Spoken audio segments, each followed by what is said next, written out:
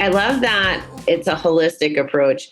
When you said nutrition, all I could think of was not only were we not educated about nutrition in treatment, but we weren't fed nutrition that was what we should be fueling our bodies with when we were in treatment. So I'm glad that you're addressing that.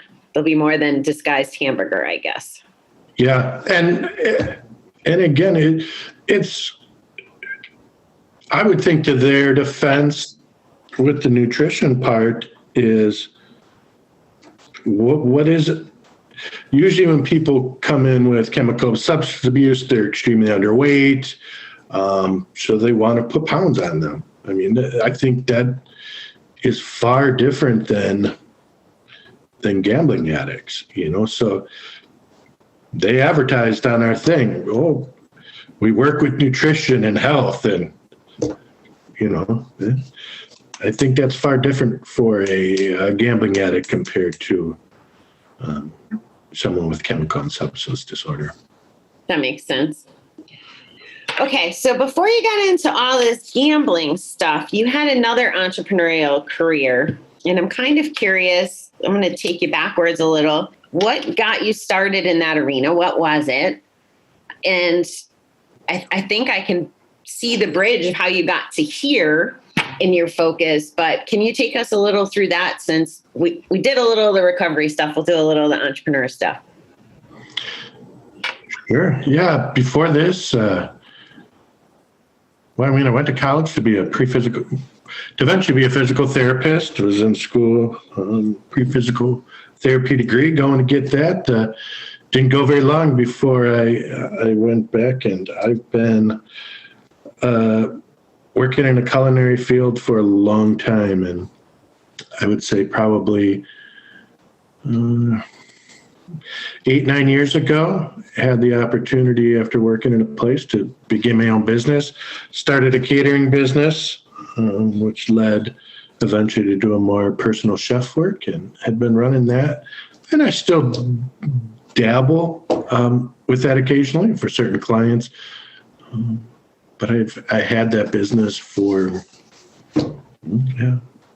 probably 9 or 10 years, coming up on now, and it was kind of my passion. My mother was a good cook growing up, and I loved to eat, but it was the creative process. I've always had that creative brain, the artistic brain, and I couldn't draw. I like to draw. I love that stuff. I love looking at art, but I can't do any of that. And this became sort of my artistic outlet and led me into this career that I'd been doing. I mean, I got my first culinary job in a restaurant, and that's really the only place I've ever worked was, when I was 14. So, was there any similarities on starting the seed adventure? Like, was there any lessons you could transfer from one to the other? I think a lot of legalities, kind of HIPAA stuff, even though we are much more in tune with HIPAA working with, addiction.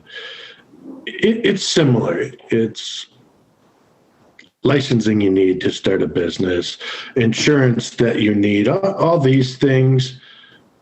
I had sort of that foundation where it became a little bit easier. But if starting this clinic was as easy as starting a catering place, we would have been started 2 years ago. So we found it to be much more difficult, and obviously much more heavy restrictions and laws and stuff like that. But the general foundation and what it takes to establish, and even the funding you need to get started. What do you need to have in the bank? I mean, how much backup money do you need? We need 6 months of working capital. These are the things that we brought to the table with Seed that I would have had no clue had I not had my catering business. So if there's anybody out there thinking of starting a business, you would say, go be a caterer instead of an addiction counselor. I will. every day. They're both passions, though. That's the beauty of it, is do what you're passionate about. And I'm still passionate about both. I'm just more passionate about helping people with addiction in all facets. I mean, I'm working on gambling addiction because the awareness needs to be there and the resources are so lacking. But like you, I've grown this passion to help other people. And I believe that's my calling now. And that's what my higher power has chosen for me to do. And that's what I'm doing. That's awesome. So is there anything that you want to put out there that I did not think to ask? Well, we have Seed. My wife also has her own business. It's called Expressive Therapies, and she works closely in the community with a lot of different facets. She works with children, young adults with special needs, and they work on, my wife is a licensed, a board certified music therapist, as well as a licensed clinical social worker and international certified gambling counselor and guided meditation. Anyhow, and they work closely in the community, again, with people with young adults and children with special needs, typical people with mental health. They work in the school system. They work closely in the mental health community through EAPs. They work all over.